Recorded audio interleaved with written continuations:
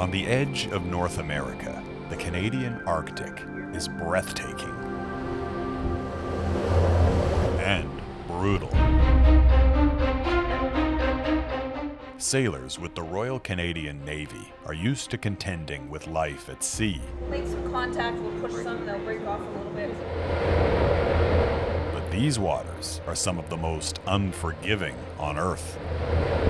Navigating the Arctic Ocean takes careful coordination. Steer 020. Steer 020. Commander Nicole Robichaud has been in the Navy for 20 years, recently taking the helm of a new ship, HMCS Margaret Brooke. The mission? To boldly go where no Canadian patrol ship has gone before. Well, we're here to prove that we can operate in the North and we can operate with our partners. So I think that goes and shows a lot to our other friends or foes that may be around. This frigid frontier is a training ground.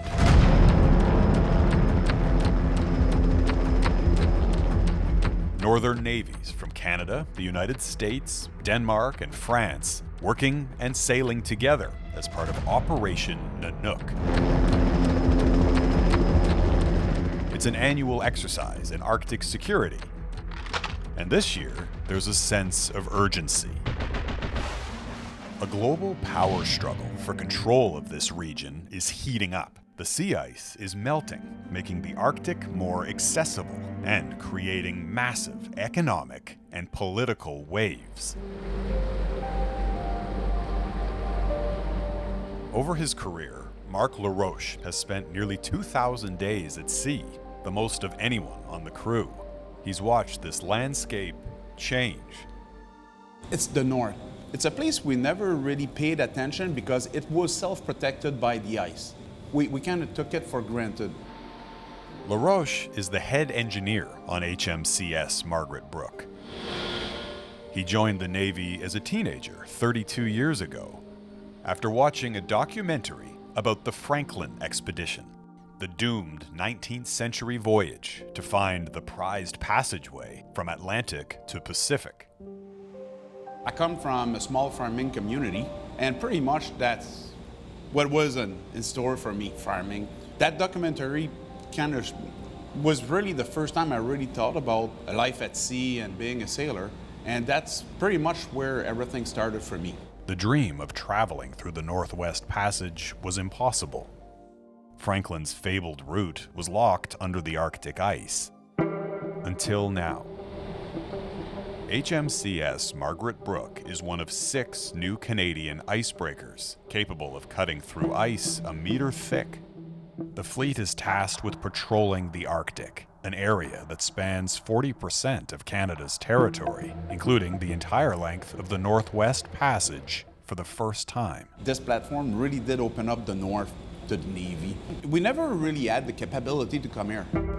The Arctic itself is changing, warming more than twice as fast as the global average. The melting ice is opening up new lucrative shipping lanes in the Northwest Passage and unearthing buried treasures. Natural resources, long hidden, are now within reach. As it becomes more accessible to us, it's also more accessible to other countries. So we want to make sure that other countries understand that Canada will enforce the rule of law in its Arctic, including the defense of our territory. Captain Sheldon Gillis is the Canadian Task Group Commander for Operation Nanook. The concern, if Canada doesn't assert its ownership of this region, another nation will. So whether it's Russia or any other country, they need to know that this is Canadian territory and their armed forces will enforce that sovereignty on behalf of Canadians. Russia has been rapidly ramping up its military presence in the Arctic, holding exercises, reopening Cold War bases, and building hundreds of new structures. Russia's northern fleet covers land, air, and sea, from nuclear-powered missiles and torpedo submarines to fighter jets. That growing military footprint took on new urgency when Russia invaded Ukraine. the threat environment facing North America, including Canada, is more serious than it was before. This would be one route. There are multiple routes to the Northwest Passage. Whitney Lockenbauer is one of Canada's foremost experts on Arctic history and security. He says the Arctic had long been a beacon of geopolitical cooperation, but Russia's war has cast a chill. Russia is an increasingly uncertain, unpredictable actor globally, which means it affects Canada, and it is an increasing risk to North America. Lockenbauer points to competing claims between Canada, the United States, and Russia for resource-rich regions of the Arctic Ocean. The U.S. Geological Survey estimates the Arctic holds 13% of the world's undiscovered oil and a third of its undiscovered natural gas. It's here at the Arctic Council where disputes have traditionally been discussed. The Arctic, as a region for strategic competition, has seized the world's attention.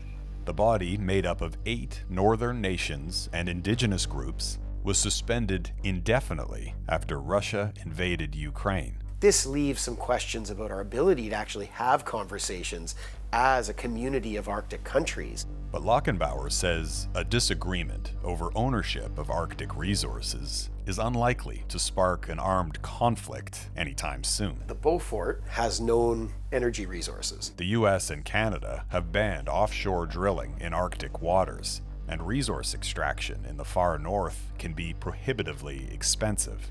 The greater risk, at least in the short term, he says, isn't a fight for the Arctic, but rather a fight through the Arctic. If the US and Canada were ever drawn into a direct conflict with Russia, the shortest route for Russian missiles to strike North America would be from the North Pole, and it's very possible we wouldn't see them coming. There are new threats that are emerging. We don't have the capacity at present to be able to detect, never mind be able to deter and then defeat. This is Canada's Arctic Defense and Surveillance System, old and practically obsolete. Known as the North Warning System, a chain of 47 radar sites stretching across the 70th parallel from Alaska to Greenland. First built back in the 1950s for the Cold War, designed to detect old Soviet bombers. The last time that we modernized NORAD was 1985. Would you use a computer from 1985 to do your job, let alone trying to assure the protection of the entire Canadian state? Rob Hubert is an Arctic security expert at the University of Calgary. He says the North Warning System is no match for Russia's high-tech arsenal. Like hypersonic missiles, which can travel many times the speed of sound, and have featured prominently in Russia's war in Ukraine. We also face the existential threat of the Russians increasingly talking about the use of nuclear weapons. That is where the Russians have the bulk of their nuclear forces stationed. And so the Arctic becomes the battlefield.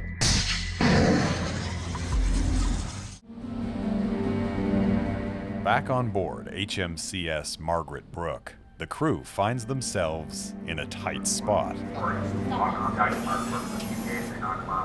The Arctic patrol vessel is about the size of a football field, attempting to squeeze through this narrow passage, just 1 kilometer wide. Margaret Brook will transit belt straight. The Bellot Strait sits on the northernmost edge of mainland North America, and these are uncharted waters. We know where the land is by grace of satellite imagery, but what's under the water is still very mysterious in some places. The ship's navigating officer, Lieutenant Graham Austin, says the melting Arctic ice is revealing new routes where the depth, currents, even weather patterns are often unknown. If the strait had been somewhere like Vancouver Harbor, we would know exactly how fast the water was moving at what time and what direction. Whereas up here, we might not have any idea if there's 100 meters or 500 meters or 1 meter of water. So it's all hands on deck, teams checking and double checking their trajectory. Low-lying rock, we can see it red 1-0. While others scan for icebergs. Even for this Arctic patrol ship, ice that's more than 1 meter thick or old and compact could breach the hull. Starboard 078, A delicate dance where one false move or miscalculation can spell disaster. Steer 078. You don't want to hot dog your way through a transit like that without doing the research and having as much prior planning as you can. For a crew tasked with patrolling a vast network of unfamiliar waterways, their best lifeline is local knowledge. The Navy is seeking help from those who know the North best. Indigenous peoples in Canada's northern communities have been stewards of these waters and this land for generations. They've also seen firsthand how climate change is reshaping the region. The community of Cambridge Bay, perched on the western edge of the Northwest Passage, was once impassable because of ice. The Inuit hamlet of 1,700 people is now visited by cruise ships through the summer, carrying more tourists than there are residents.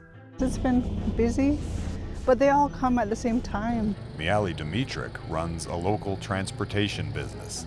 I know some of the passengers that we met yesterday were from the States mostly, and I'm not sure where this one came from. I haven't had a chance to meet anyone yet. HMCS Margaret Brook is patrolling and policing that growing maritime traffic with the help of local communities. Emily Joss is a member of the Sault Ste. Marie Historic Métis community. She holds a newly created position within the Navy, Indigenous Liaison Officer. We've actually been able to have conversations with people about like what it's going to look like when we get there, what parts do we need to avoid, and that comes from just like generations of local knowledge, right? And that's incredibly valuable insight for us. Soldiers with Operation Nanook are also working with the Canadian Rangers, a mainly Indigenous unit of Army reservists in the north, making connections and sharing information.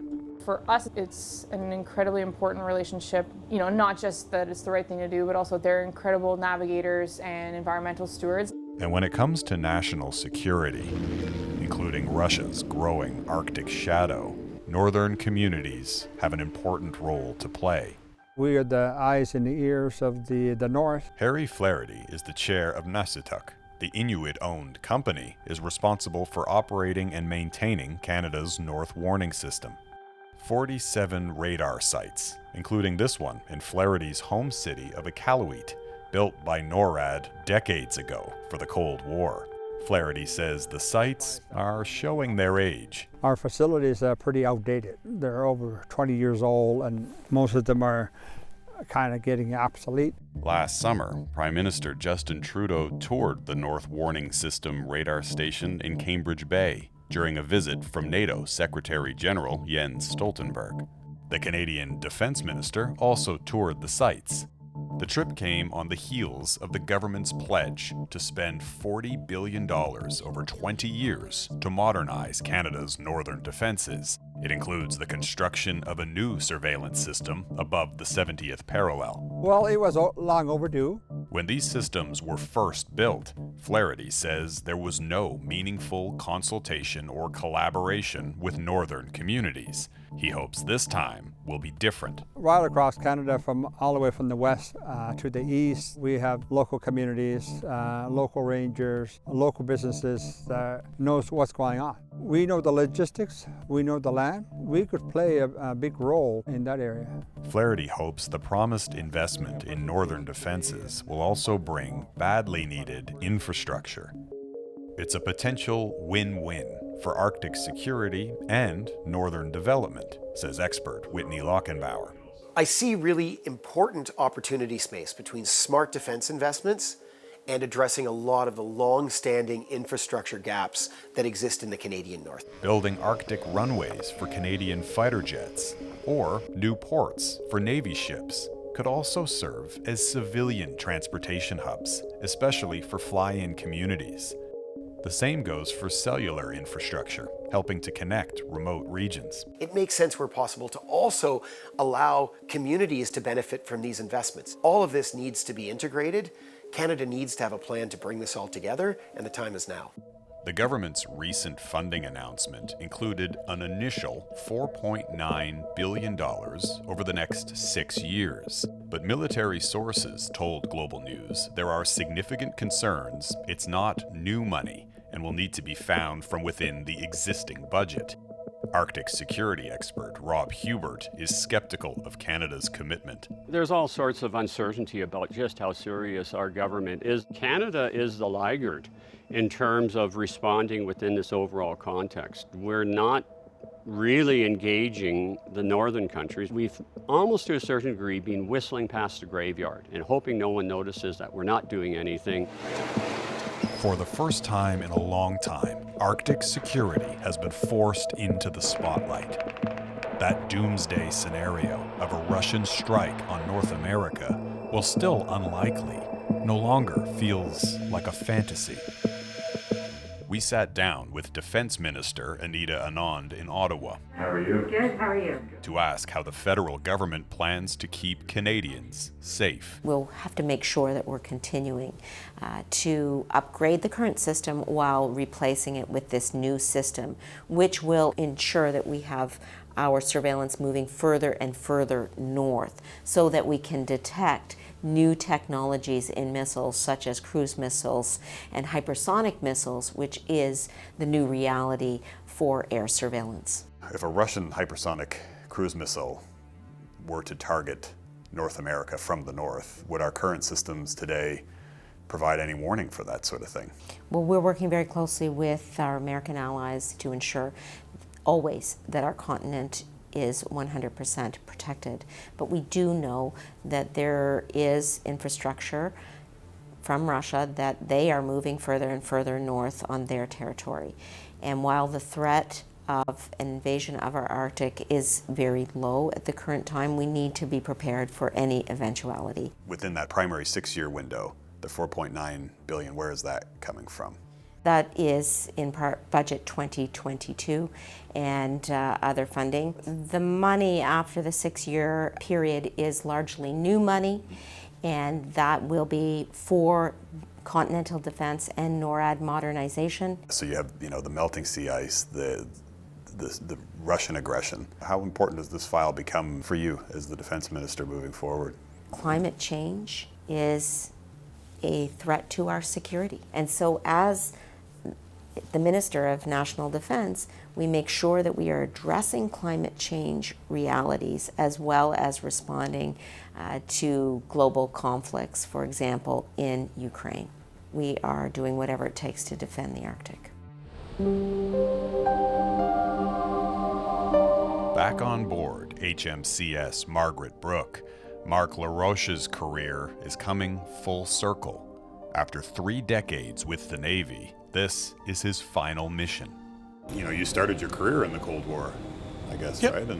Yeah, pretty much. And here we are. And how does that sit with you? We have to make sure that we ascertain our presence there, to make sure that people know that it is our country, make sure we're good stewards of the North.